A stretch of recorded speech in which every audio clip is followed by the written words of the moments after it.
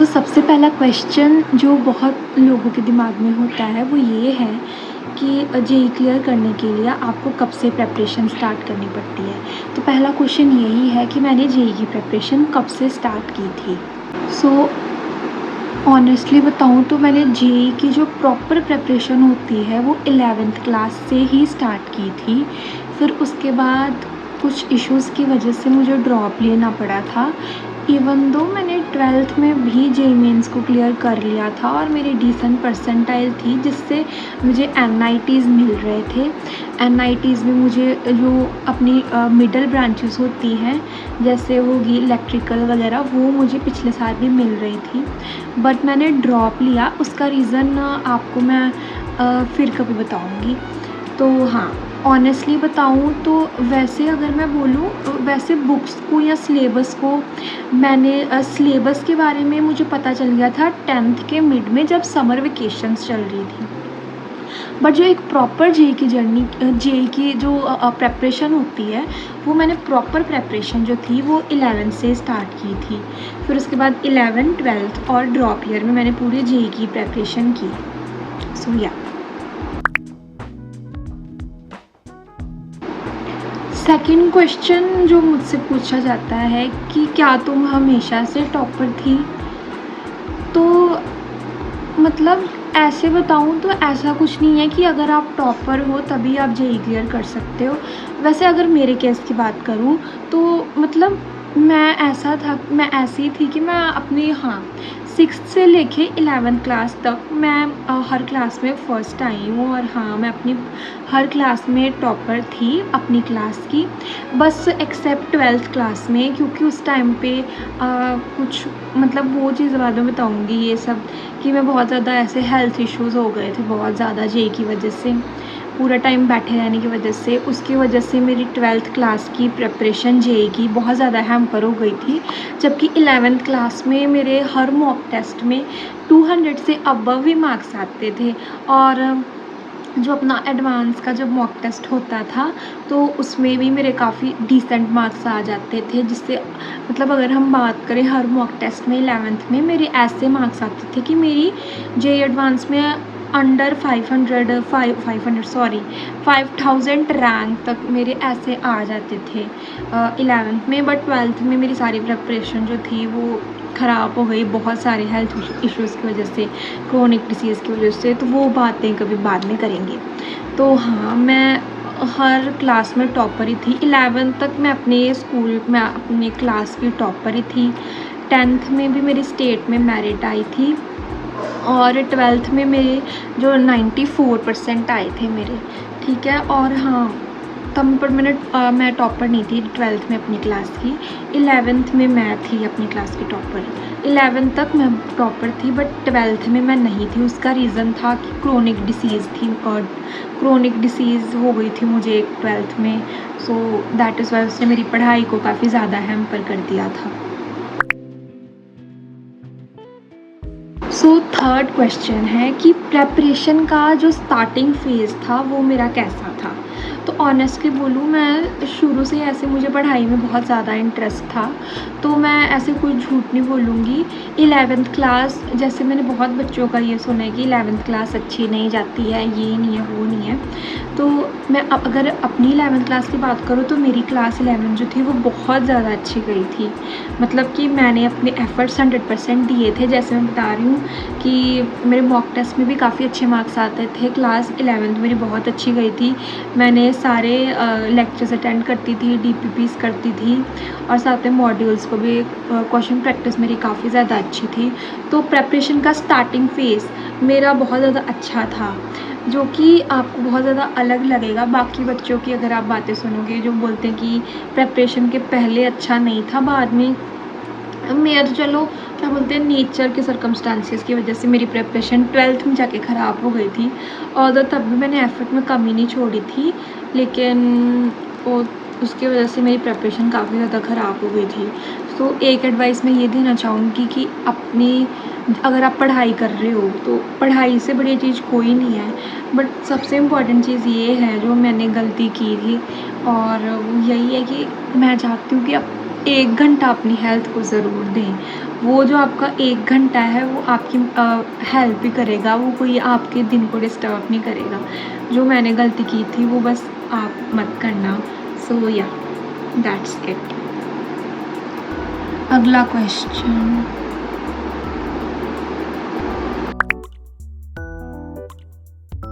अगला क्वेश्चन है डेली कितने घंटे पढ़ती थी? तो ऑनेस्टली बताऊँ, घंटे तो मैंने कभी गिने नहीं है कि पढ़ने में। मेरा ऐसे होता था कि अगर मैं खाना नहीं खा रही हूँ या और कोई एक्स्ट्रा करिकुलर एक्टिविटी जो ज़रूरी है वो नहीं कर रही हूँ, उसके अलावा मेरा फोकस यही होता था कि मैं सिर्फ पढूँ पूरा दिन। क्योंकि मेरा फ्रेंड्स वाला कोई डिस्ट्रैक्शन नहीं था, क्योंकि मैं शुरू से मेरे बहुत ही ज़्यादा फ्रेंड सर्कल्स नहीं हैं, because I am a very introvert type children. और ना ही मेरा कोई ये क्या सोशल मीडिया में भी कोई ऐसा डिस्ट्रैक्शन नहीं था, क्योंकि ना ही मैं इंस्टाग्राम चलाती थी, ना ही मेरे को स्नैपचैट चलाना आता, मतलब चलाती नहीं थी मैं। सो इस वजह से मेरा पूरा दिन था वो पढ़ाई में ही जाता था। मैंने घंटे ऑनेस्टली कभी नहीं गिने हैं। क्लास 11th की बात कर रही हूँ, बहुत ज़्यादा अच्छी गई थी मेरी क्लास 11th। तो हाँ, मैंने ऑनेस्टली यही है कि घंटे तो क्यों गिनने। आपको बस इतना होना चाहिए कि अगर आपने मान लो क्लास में लेक्चर कर लिया है, तो एक सबसे ज़्यादा ज़रूरी चीज़ मुझे लगती है, अगर आपने लेक्चर कर लिया है तो उसके बाद जो मुझे ये चीज़ थोड़ी देर मतलब 11th में टीचर्स ने ही समझाई थी, क्योंकि जब इनिशियल डे होते थे 1 हफ़्ता होता था, जब हमने 1 हफ़्ते का सिलेबस कंप्लीट कर लिया, फिर उसके बाद 11th क्लास में तो बहुत ज़्यादा आपको वो होती है, टाइम होता है आपके पास, क्योंकि ना कोई बोर्ड की चिंता होती है ना कुछ और होता है। तो उसकी वजह से जब 1 हफ़्ता कंप्लीट हो गया ना, तो उसके बाद मेरे को ऐसा होता था कि मैं सब कुछ ऐसे मेरे को लगता था कि यार ये वाला क्वेश्चन मैंने किया है तो मैं उसको दोबारा सॉल्व नहीं कर पाती थी। तो इसको डील करने के लिए एक एडवाइस ये भी दूँगी कि अगर आप लेट अस से अगर आपने 1 हफ़्ते का काम आपने कंप्लीट कर लिया है, तो उसके बाद उसको कंप्लीट करने के बाद आप उसकी रिवीज़न कर लो अपने सैटरडे संडे को। और रिवीज़न का जो तरीका मैंने बहुत सारे लोगों को देखा है, बहुत वीडियोस देखी हैं, जो लोग बहुत गलत तरीके से करते हैं। तो वैसे गलत तरीके से रिवीज़न नहीं करते हैं कि आप थ्योरी पढ़ी जा रहे हो, उससे आपकी रिवीज़न हो रही है। थ्योरी इम्पॉर्टेंट है, बट अगर आपने 1, 2, 3 बार पढ़ ली है ना, इट्स सफिशेंट। रिवीज़न आपकी सबसे अच्छी तब होती है जब आप उसी चैप्टर के क्वेश्चंस जो हैं वो आपसे हो रहे होते हैं, या आपको फॉर्मूला आपने क्वेश्चंस मान लो आपने क्वेश्चन पकड़ लिया, क्वेश्चंस में मान लो उसमें 10, 15, 20 जितना आपके पास टाइम अलाउड है उतने आपने क्वेश्चंस पकड़े, उनको सॉल्व करो उस चैप्टर के। फिर उसके बाद आपके दिमाग में कुछ तो आपसे हो जाएंगे, है ना। फिर उसके बाद कुछ क्वेश्चंस होंगे जो आपको नहीं हो रहे होंगे, कुछ क्वेश्चन ऐसे होंगे जो आपको बिल्कुल ही समझ नहीं आ रहा होगा, कुछ क्वेश्चन ऐसे होंगे जिनमें फॉर्मूला नहीं याद आ रहा होगा। तो उन चीज़ों की जाके आपको अपनी कॉपी जो होती है ना उससे जाके रिवाइज़ करना होता है। ऐसे नहीं करना होता कि पहले क्वेश्चन करा फिर उसके बाद क्वेश्चंस, पहले आपको क्वेश्चंस करने होते हैं फिर उसके बाद उसकी रिवीजन करनी होती है। क्योंकि ये मैंने काफ़ी देखा है कि बहुत सारे लोग रिवीजन जो है वो गलत तरीके से करते हैं। तो रिवीजन का सही तरीका ये है कि पहले आप क्वेश्चंस PYQ ही सबसे बेस्ट आप क्वेश्चंस का सोर्स है। सबसे पहले मतलब देखो अपने क्या बोलते हैं PYQs पकड़ लो, ठीक है, 10, 15, 20 जितना आपके पास टाइम है। तो उसके बाद उन 10 PYQs को या 15 PYQs को ट्राई करो करने का, और टाइम लिमिट लगा के। टाइम लिमिट आप तभी लगाना अगर आपका चैप्टर जो है वो पूरा कंप्लीट हो जाएगा। PYQs भी तभी सॉल्व करना अगर आपका पूरा चैप्टर जो है वो कंप्लीट हो जाएगा, ठीक है। फिर उसके बाद आपने टाइम लिमिट लगा के क्वेश्चंस किए, फिर उसके बाद देखना आपको कुछ क्वेश्चंस तो होंगे जो नई समझ में ही नहीं आ रहे होंगे कि यार इनमें कौन सा कॉन्सेप्ट लगना है। फिर उसके बाद आप उनका आंसर देखो, फिर उसके बाद आपको पता चलेगा अच्छा ये वाला कॉन्सेप्ट है, इसको मैं भूल रहा था, तो उसको जाके रिवाइज़ करना है। तो रिवीजन की जो है ना, ये रिवीजन मतलब मैंने यार 1 हफ़्ता शुरू में 11th में गलतियाँ की थी। फिर उसके बाद अगर आप PW से पढ़ रहे हो तो टीचर्स तो सारे गाइड करते हैं। फिर उन्होंने ऐसे गाइड किया कि यार क्वेश्चन से रिवाइज़ करा जाता है, ना कि पहले थ्योरी पढ़ी जाती है फिर उसके बाद क्वेश्चंस पे जब होता है। ऐसे मत करना, ये गलती बहुत सारे बच्चे करते हैं, तो ये मत करना, ठीक है।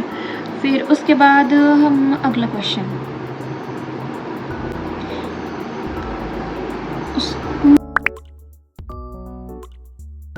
मेरा अगला क्वेश्चन है कि स्कूल और कोचिंग को कैसे मैनेज करते थे। तो अगर मैं बात करूँ स्कूल और कोचिंग की, तो हमारा स्कूल जो था वो इस मामले में बहुत ही ज़्यादा, एक तो पहली बात तो मैं स्कूल बहुत ही रेयर जाती थी, और उसका रीज़न कि मैंने एक एग्ज़म्पशन लेटर होता है कि आपको अगर पढ़ाई वगैरह करनी है तो आप स्कूल में दे सकते हो, तो मैं ऑलमोस्ट घर पे ही रहती थी। बट फिर भी अगर मैं आपको बात करूँ तो हमारा स्कूल वैसे भी बहुत ज़्यादा इस मामले में अच्छा था कि उन्होंने वैसे ही टाइम सेट कर रखा था कि अगर कोई बच्चा है जो मतलब तैयारी कर रहा है कॉम्पिटिशन्स की, कॉम्पिटिटिव एग्ज़ाम्स की 11th और 12th के लिए, वैसे स्कूल बिल्कुल भी नहीं था कि आपको पूरा 8 बजे आना है फिर आप लोग 3 बजे घर जाओगे।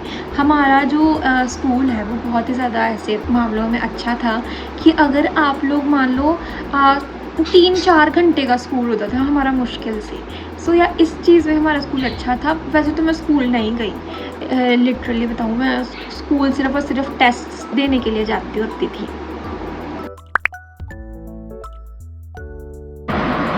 सो हमारा नेक्स्ट क्वेश्चन है कि मैं किसी टाइम टेबल को फॉलो करती थी या मेरा फ्लेक्सिबल रूटीन था।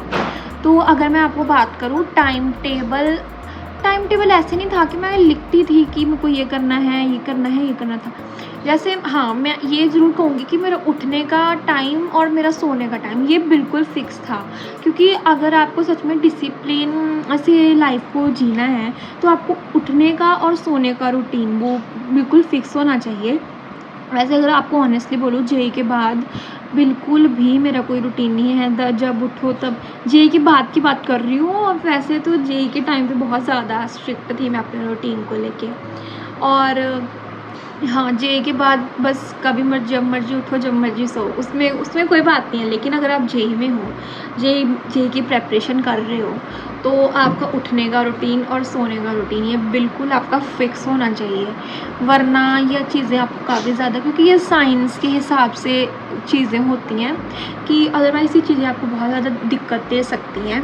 तो आपका उठने का और सोने का रूटीन फ़िक्स होना चाहिए। अगर मैं अपने रूटीन की बात बताऊँ कि ऐसे मेरा कोई टाइम टेबल नहीं होता था कि मैंने ये करना है, ये करना है। बट हाँ, मेरा कोई वो होता था, जैसे मान लो मैंने ये ज़रूर लिखा हुआ था, मेरी एक कॉपी मेंटेन थी कि मुझे इस दिन ये करना है, ये करना है और ये करना है।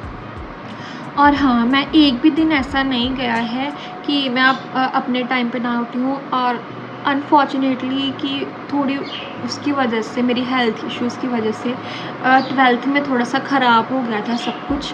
वैसे तो 11th में मैंने अपना पूरा रूटीन और सबसे ज़्यादा हाँ, मैंने हेल्थ पे बिल्कुल ध्यान नहीं दिया था 11th में, जिस गलती की वजह से मेरी 12th में बहुत ज़्यादा वो हो गया था।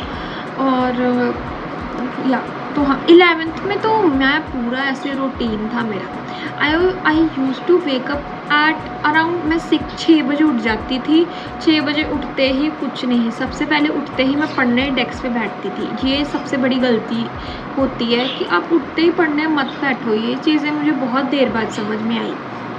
थोड़ा सा वर्कआउट करो, थोड़ा सा स्ट्रेचिंग करो या योगा सबसे बेस्ट होता है। अगर आप जिम वगैरह जाते हो तो वो काफ़ी ज़्यादा एनर्जी का लॉस हो जाता है। लेकिन अगर आप योगा वगैरह करते हो ना, सो वो चीज़ अच्छी रहती है योगा वगैरह के लिए।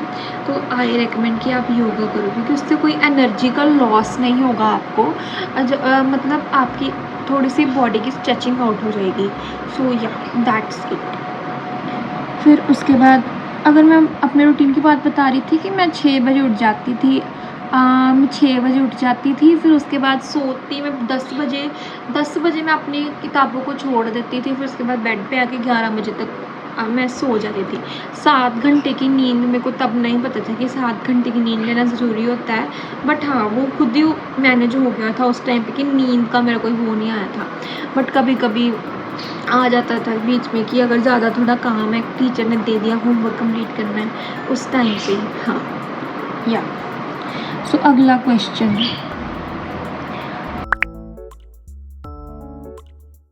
रिवीजन कैसे करती थी? रिवीजन कैसे करती थी ये तो मैंने ऑलरेडी कवर कर दिया है कि रिवीजन कैसे करती थी। अगर आपका एक चैप्टर है जो आपका कंप्लीट हो गया है, लेट से कोचिंग में वो चैप्टर कंप्लीट हो गया है, और हाँ ये भी बहुत ज़रूरी बात है, अगर आपने कोचिंग में अपना चैप्टर को कंप्लीट कर लिया है, मान लो एक दिन के वो नोट्स हो गए हैं आपके, तो उसके बाद आपको उसे रिवाइज़ करना है हर दिन घर जाके। ये हमारा डेली रिवीजन में बहुत ही ज़्यादा इम्पोर्टेंट है, डेली रिवीजन करना। ये मेरे को लगता है एक बहुत ही ज़्यादा ज़रूरी चीज़ थी, डेली रिवाइज़ करना, रिवीजन डेली करना, ये बहुत ही ज़्यादा ज़रूरी चीज़ थी। तो हाँ, अगर आप मतलब आपको क्लास में करवा दिया तो आपको उसे डेली रिवाइज़ करना है। फिर उसके बाद जैसे मान लो जैसे जैसे आप उसे रिवाइज़ करते जाओगे ना, मान लो फर्स्ट डे मैं आपको एक एग्जांपल के साथ समझाती हूँ। फर्स्ट डे मान लेते हैं टीचर ने आपको कुछ पढ़ाया, फिर उसके बाद अगर आप जाओगे ना, मान लेते हैं, तो आप उसके बाद उसकी रिवीजन कर लोगे या उसे सिर्फ देख भी लोगे ना, तब भी काम चल जाएगा। बट सेकंड डे में आपको थोड़े माइंड से ना ये भूलना शुरू हो जाएगा कि ये याद नहीं आ रहा, वो याद नहीं आ रहा, तो उसकी आपको फिर से रिवीजन करनी पड़ेगी, चाहे वो थ्योरी हो, चाहे आपको सर ने वो क्वेश्चन करवाए हों। सेकेंड डे में आपको उसकी रिवीजन करनी है, तो उसमें थोड़ा सा आपको टाइम ज़्यादा लगेगा। फिर थर्ड डे में जो सेकेंड डे है ना, उससे कम टाइम लगेगा। फिर फोर्थ डे में उससे भी कम टाइम लगेगा। और जो फिफ्थ डे होगा ना, तो वो चीज़ें आपके दिमाग में से बैठनी शुरू हो जाएंगी। फिर अगर आप पेज भी पलटोगे ना, तब भी आपकी फ्लैशबैक मेमोरी जो है वो आ जाती है। ठीक है, फ्लैशबैक मेमोरी जो है वो आपकी आ जाती है।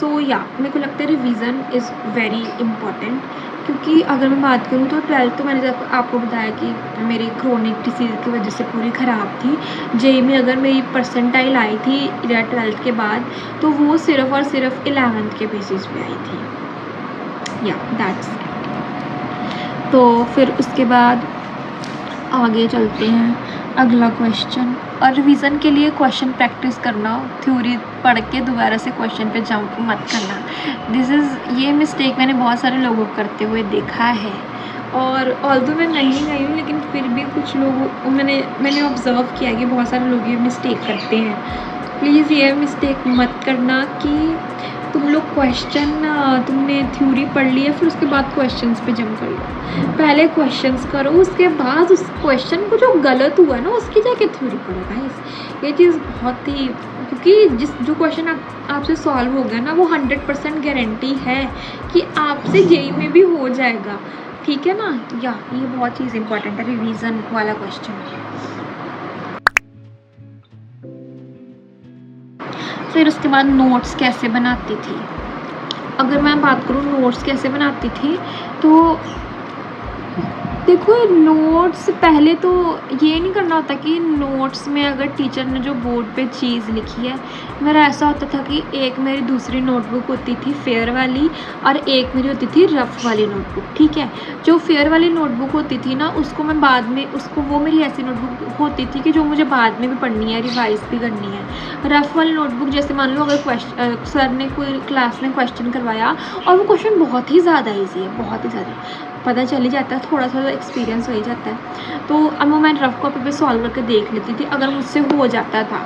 या मान लो बाकी भी क्वेश्चन है, सर टाइम देते हैं क्वेश्चन करने के लिए क्लास में ही, तो जैसे मान लो वो वाला क्वेश्चन है ना, तो आपको टाइम मिलेगा तो आप पहले रफ़ कॉपी पे सॉल्व कर लो। आपको कोई ज़रूरत नहीं है, क्योंकि पीडीएफ हमें मिल ही जाते हैं। अगर मैं आपको रियलिटी बताऊँ ना, तो जब जेईई के टाइम पे करना था, तो मैंने पीडीएफ्स देख के, क्वेश्चंस देख के करे थे, क्योंकि मैंने बस इतना क्वेश्चन का छोटा छोटा पार्ट लिख दिया था, जो इम्पॉर्टेंट इन्फॉर्मेशन है। अब हम क्वेश्चन में जैसे उन्होंने ये पूछा था कि व्हाट इज़ एक्स की वैल्यू, तो उसमें व्हाट इज़ एक्स थोड़ी ना लिखेंगे हम, है ना, what is find the value, ये थोड़ी लिखते हैं। ये सब चीज़ें तो सर ने आपको बोर्ड पे दे दी है ना।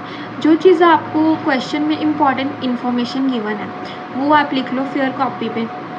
और अगर आपको फेयर कॉपी बनानी है ना, तो खुला ज़्यादा मत लिखना, क्योंकि फिर उसके बाद आपकी इतनी सारी कॉपीज़ हो जाएंगी जो कि आपको बहुत ज़्यादा परेशान करेंगी। एक चीज़ याद रखना कि आप लोग जो हैं जो अपना जेई का दिन होता है ना, आप उस दिन को इमेजिन करना कि जब जेई से 10 दिन पहले होगा, 10 दिन पहले होंगे ना, तो आपको उन 10 दिनों के लिए पढ़ना है।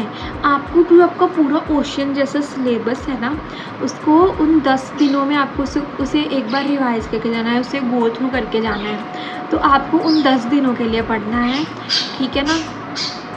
हाँ, आपको उन 10 दिनों के लिए पढ़ना है। ओह माय गॉड, आपको उन 10 दिनों के लिए पढ़ना है कि आपको उस पूरे सिलेबस को अपने दिमाग में भी भरना है। और आप इसीलिए ये भी इम्पॉर्टेंट है कि आप शॉर्ट नोट्स भी बना लो। और शॉर्ट नोट्स में पूरा लिखने की ज़रूरत नहीं है। जब आप बहुत सारी चीज़ें रिवाइज़ कर लो, बहुत सारे क्वेश्चन सॉल्व कर लो, बहुत सारे आपको हो जाएगी, हाँ ये अब चैप्टर मेरे दिमाग में बैठ गया है।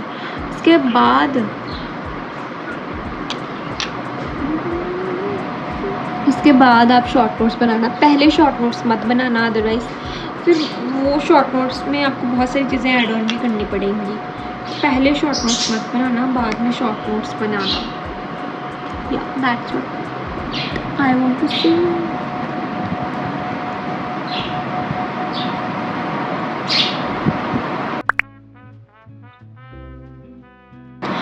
अगला क्वेश्चन है मॉक टेस्ट के लिए। सो मॉक टेस्ट बहुत ही ज़्यादा ज़रूरी है। मॉक टेस्ट मैं आपको पहले मैंने ये गलती करी थी कि मैं मॉक टेस्ट का एनालिसिस नहीं करती थी, बट उसके बाद मुझे समझ में आया कि मॉक टेस्ट का एनालिसिस करना बहुत ही ज़्यादा ज़रूरी है। अगर आपने कोई मॉक टेस्ट दिया है या क्लास टेस्ट दिया है, तो ये नहीं होता कि आपको, क्योंकि आपका जो फाइनल एग्ज़ाम डे है वो तो आपका बाद में ही होगा ना, तो जो चीज़ ज़रूरी है उसका एनालाइज़ करना। अगर आपसे कोई गलती हुई है तो अपनी एक अलग से नोटबुक बना लो, टेस्ट की नोटबुक बना लो, और उस टेस्ट की नोटबुक में अपनी गलतियाँ लिखो, और जो गलतियाँ आपसे हुई हैं उन्हें उस नोटबुक में लिखो। उसके बाद आप मान लो टेस्ट आ रहा है, अगर मान लो बहुत सारे चैप्टर्स का आप टेस्ट देते हो मिला के, है ना, तो उसमें कुछ क्वेश्चंस होंगे, आपने कुछ टॉपिक्स होंगे जो आपने नहीं किए हुए हैं, वो क्वेश्चन आपके अनआंसर्ड होंगे। कुछ क्वेश्चंस होंगे जो आपके इनकरेक्ट जाएंगे, है ना। जो क्वेश्चंस आपके इनकरेक्ट जाएंगे वो उनका आपने शायद तुक्के से किया होगा। अगर आपने तुक्के से किया है तब तो आपको उसका कॉन्सेप्ट दोबारा ही जाके पढ़ना पड़ेगा। और लेकिन अगर आपने मान लो कि अगर आपने मतलब आपको कॉन्सेप्ट पता था लेकिन आपने उस क्वेश्चन को गलत अप्लाई किया, तो उसका आंसर देखो और उसे हमेशा के लिए अपने दिमाग में बसा लो, उसकी बार रिवीजन करो। That is really very important. हाँ, तो मॉक टेस्ट मत छोड़ना, mock test are really very important. और मॉक टेस्ट अगर मैं बात करूँ, वैसे तो मैंने PW के ही सारे मॉक टेस्ट दिए थे, क्लास टेस्ट जो होते हैं चैप्टर ख़त्म होने के बाद वो वाले, और साथ में दूसरे वाले टेस्ट जो होते हैं अपने जेई से पहले वाले टेस्ट जो होते हैं वो भी आप दे दो, बट इतने भी ज़्यादा मत देना कि आपको ज़्यादा इम्पॉर्टेंट है एनालिसिस करना टेस्ट का, ना कि टेस्ट देना और उनसे ये पता करना कि मार्क्स कितने आ रहे हैं। ज़्यादा इम्पॉर्टेंट है टेस्ट को एनालाइज करना, ठीक है। और बस आज के लिए इतना ही काफ़ी है। अभी बहुत सारे क्वेश्चंस पड़े हैं, वो मैं अपनी नेक्स्ट वीडियो में कवर करूँगी, ठीक है। और या बाय।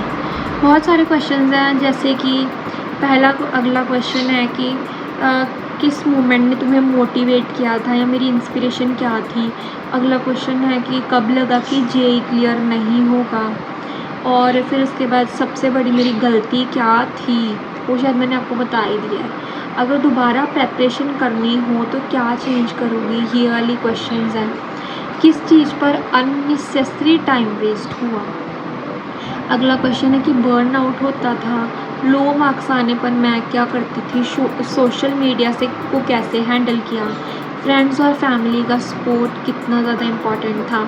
अगला क्वेश्चन है रिसोर्सेज के बारे में कि बेस्ट बुक कौन सी थी, NCERT कितनी इम्पॉर्टेंट है, कोचिंग ज़रूरी है, यूट्यूब से कितनी हेल्प मिली, एग्ज़ाम वाले दिन कैसा फील हुआ, पेपर अटैम्प्ट स्ट्रैटेजी क्या थी, कोई मेमोरेबल इंसिडेंट, 11th क्लास वाले स्टूडेंट को क्या एडवाइस दोगी, ट्वेल्थ वाले स्टूडेंट्स को क्या एडवाइस दोगे, ड्रॉप लेना चाहिए या नहीं लेना चाहिए? एक एडवाइस जो तुम अपने यंगर सेल्फ को देना चाहोगी। ओके, सो ये सारे क्वेश्चंस मैं नेक्स्ट वीडियो में ज़रूर कवर करूँगी, और अगर आपको भी कोई क्वेश्चन पूछना है तो आप कमेंट्स में बता दें। तो अगर तुम भी जेईई की प्रिपरेशन कर रहे हो और तुम्हें भी लग रहा है कि तुमसे नहीं होगा, तो ये याद रखना कि हर एक सक्सेसफुल स्टूडेंट के पीछे एक बहुत डिफ़िकल्ट जर्नी होती है जो दुनिया को नहीं पता होती, वो सिर्फ तुम्हें पता होती है। अपने प्रोसेस पर ट्रस्ट रखो, अपनी कंसिस्टेंसी को मेंटेन रखो, और हाँ, खुद पे बिलीव करना कभी मत छोड़ना। मैं तुम्हारे लिए बेस्ट विशेस करती हूँ। All the best to all the JEE aspirants जो अपनी करियर को लेके इतना ज़्यादा सीरियस हैं, और वो भी इस एज में जहाँ पे काफ़ी सारे लोग तो उनको पता ही नहीं होता है कि उन्हें क्या करना है। अगर आप जेईई की जर्नी में हो तो खुद को लकी मानो कि आपकी ये जर्नी, चाहे आपका जेईई क्लियर हो या ना हो, लेकिन आपको बहुत कुछ सिखा देगी, और आपको डिसिप्लिन में रहना सिखा देगी, आपको बहुत सारी चीज़ें सिखाएगी कि ये एक बहुत बड़ा JEE is a marathon and it is not a sprint. See you in the next video. और हाँ, अपने जो भी क्वेश्चंस हैं वो आप कमेंट्स में लिख देना, I will try to answer them all. Bye.